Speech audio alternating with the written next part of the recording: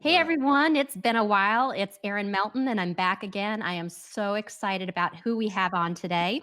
It is a fellow honey badger, Dave Fanale. Dave, thank you so much for being with us. Oh, you're welcome. This is exciting. And thank you so much for having me. This is really cool. Absolutely. I see that there's a lot of work going on there in the back. Yeah. I come into another room because if we went into my actual office, everyone would run screaming the other way. Yeah, I get that. I mean, I have a backdrop I rolled down, but it's been such a crazy day. It's I haven't okay. had time to do it. So it I covers love it. I everything. love it. This is real estate. It's gritty, you know? Exactly. Exactly. So Exactly. anyways, tell us a little bit about yourself and how you got into real estate. That's an interesting story. I've been in real estate, yeah, a couple of years. First licensed in 1976, a couple of years ago, right? Okay. And I got my license when I was a freshman in college. I tell people it was when I was two. Yeah. Um, but as far as real estate was concerned, it was something that I had to. I got a license, and it made a lot of sense.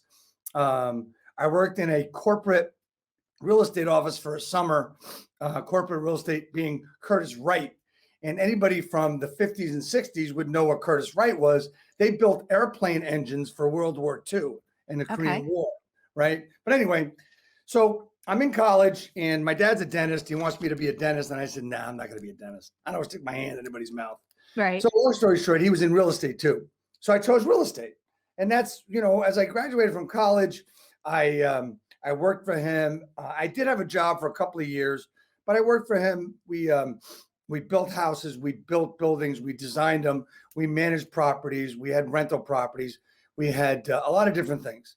And along came, a tenant of mine in '96 that wanted to sell their business, and it was a brokerage. It Right. was a Century 21. So Okay. I bought that brokerage in 1996, and learned an awful lot about the business over the next 21 years, um, having had the experience in building houses and selling houses and everything else. So I sold my practice. I sold my business 3.5 years ago, and um, I sold it for some really specific reasons. First of all, um, it was killing me. It was a brokerage, a Century 21 franchise. Century 21, great people, Hmm. great model, great franchise. I mean, today is a little different than it was 3.5 years ago, Sure. 5.5 years ago. But I made a lot of friends there. But it wasn't the franchise that was killing me, it was the people. And I'm going to be Yeah. honest with you. Some of these people are still great friends of mine. Hmm. But, in typical brokerage, we have 50 to 70 people. You're Right. going to have a few people that are top, a few Hmm. people that are good, a few people that are okay, and everybody else will steal as much time from you as they Yes. possibly can. Yes. And that was the killer, right? Especially some other agents that were doing well, they spend an hour, 2 hours with me and come in the next day and says, yeah, I'm not going to do that. Okay. So it was frustrating. Yeah. It was financially frustrating. My health was not great. Hmm. Um, and I said, you know what? I'm done. I was lucky to find someone to take over my franchise, Hmm. and I moved forward. I was with a large independent in the area for about a year, Hmm. and that was the same thing, where I had great expectations of what I was told when I was coming in, that I'd be Hmm. able to build my coaching business, help a lot Right. of agents. Yeah, if I paid for it, if I promoted it, Exactly. if I did everything. Hmm. By accident, I had gotten lots of calls from people from EXP, and Right. I didn't understand it. Right. And by accident, I run into this guy by the name of Brett Sikora, Okay. right? So I run into Brett, who is now I think he'll do between 150 and 200 million this year. And I think we were trying to recruit each other. Gotcha. Um, Okay. and long story short, him and I had a meeting with his partner Dave DeVoe, and he said, "Look, check us out. We really think we can work well together with your coaching, working with new agents and part-time agents, and then with everything else we're doing." So I actually hung out in their workspace for a couple of months, and I said, "This is amazing. If this is, I mean, because you always worry about the expectations equaling Of course. reality, Right. right? And they never do. Except this one, I'll be honest with you. The expectation did not meet reality. You're Why? right. because it was much better than what I Yes. expected. Yep. Much better than what I expected. Mhm. And in 2 years, um, I've learned so much. I understand the business. I mean, I've been in the business 40 some years. Right. I understand the business so much better today Mhm. than I did 3, 4, 5 years ago.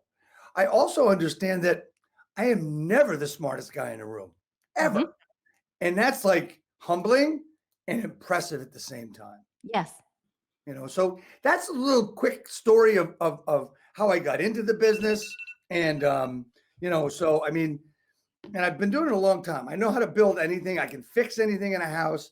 The only thing Right. I don't know how to do is build a high rise. I can build Okay. anything else. That's pretty awesome. Dave, what would you say is your why?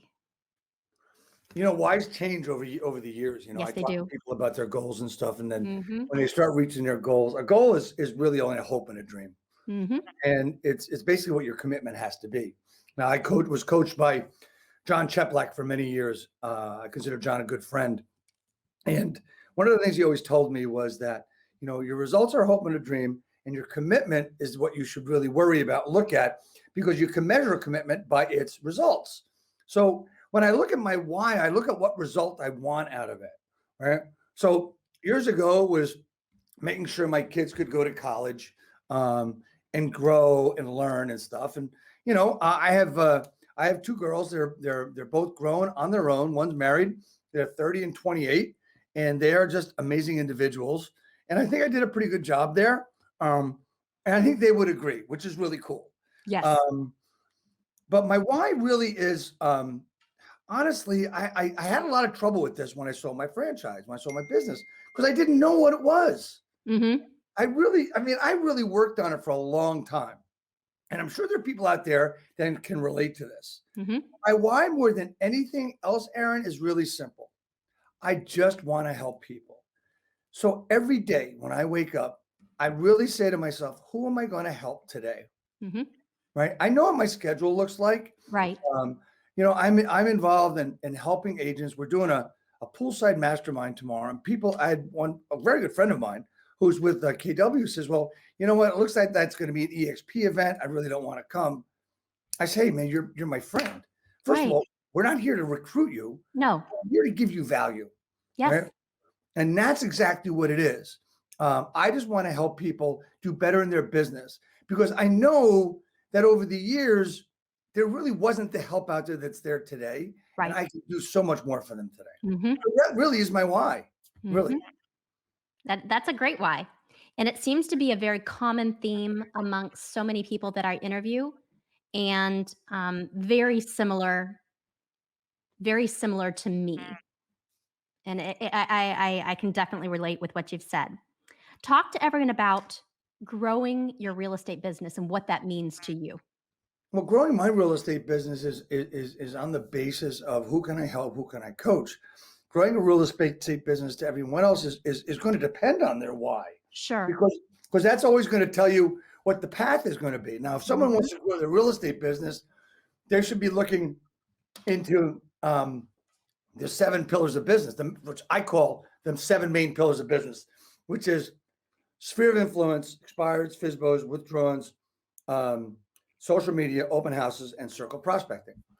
Those are the main 7 pillars of business. Now, for me to grow my business, I actually use those pillars based on who I'm going to help, who my sphere is. My sphere is real estate agents, right? Because that's who I've worked with for 20 some years, Mhm. exclusively, right? And I've been able to help them, and it's who I know. And the thing is that I'll tell people that if I'm going to go into production, I can drop and do anything anywhere because just going to use the tactics and strategies that I would teach for anybody else. Okay. So to grow my business, the more people I help, the better. Now, I will tell you that my business, my coaching business, my working as the director of training with Links, what has worked well for me is my social presence, Okay. right?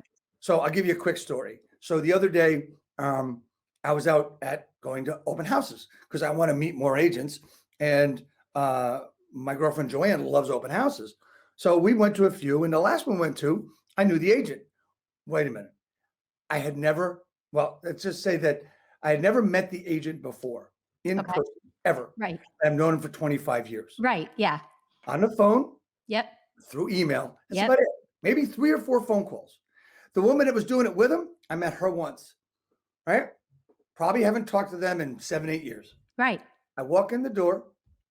They go, "There's Dave Fanale live and in person," Right. right?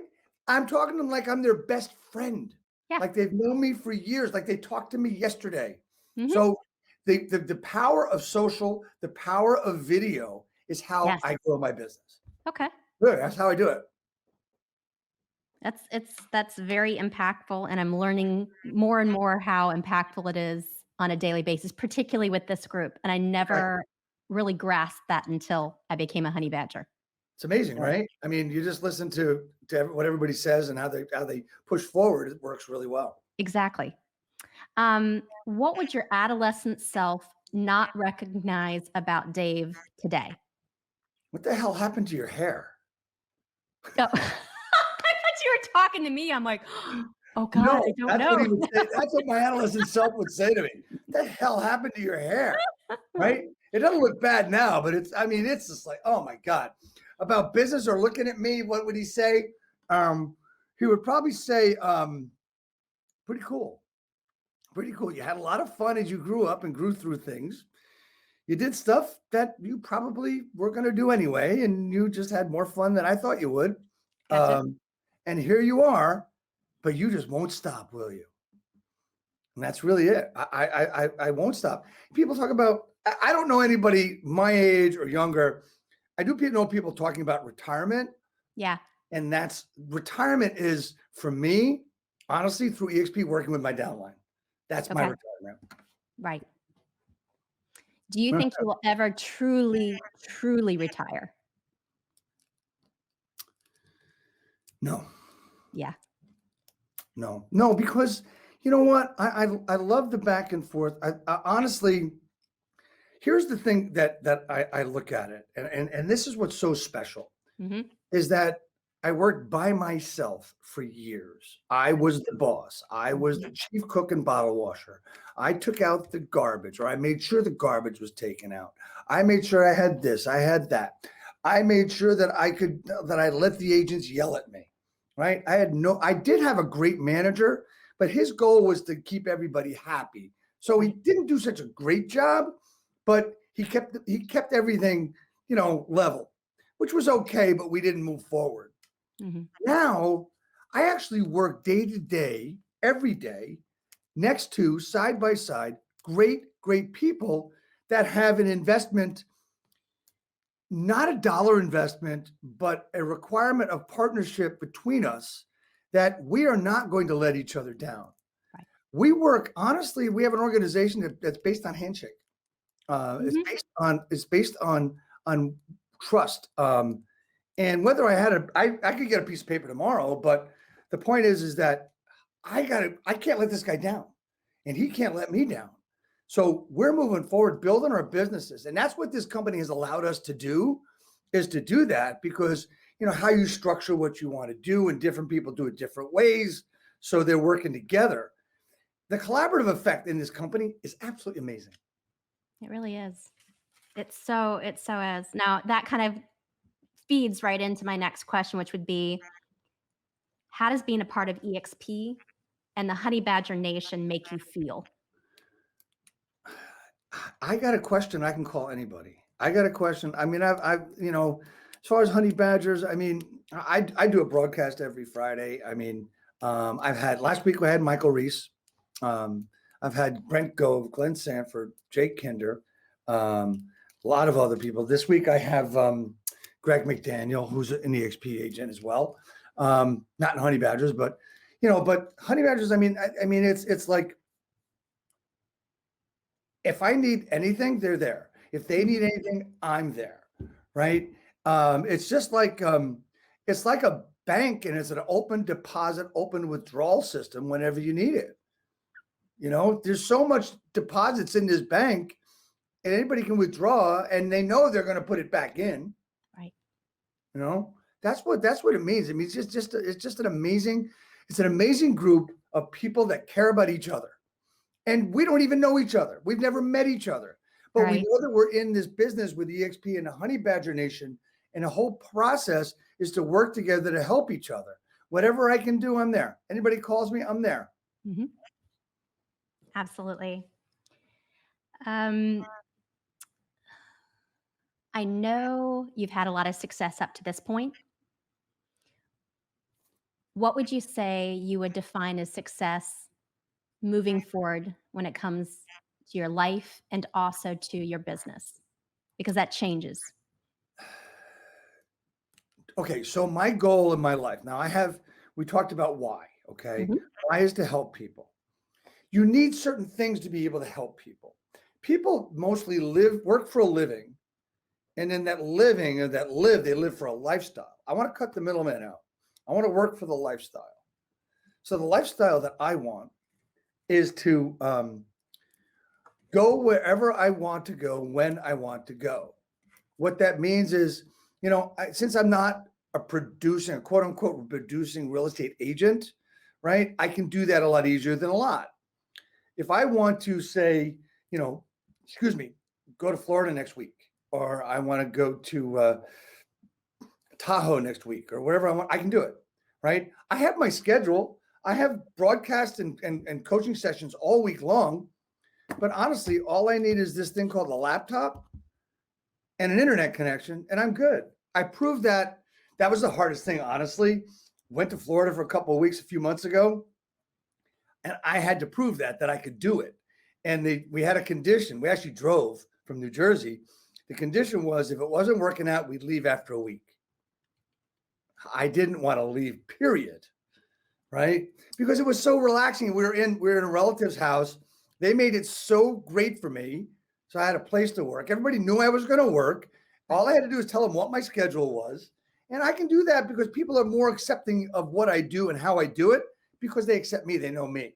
So later on, growing my business is all about working where I want to work. This way I can help as many people as I can. Plain and simple. That's terrific. And definitely something that I strive to do. And it's becoming easier and easier to get done as you put those systems in place. Exactly. Dave, thank you so much for joining us today. I know I got a lot out of this conversation. I know a lot of other people will as well. Excellent. Thank you so much for having me. It's been a lot of fun. I just enjoy talking about what I do and the people I work with. So that's cool. That's awesome. And you get to do that every day. This is work. Cool. No, that's right. Thank you again. You're welcome, Aaron.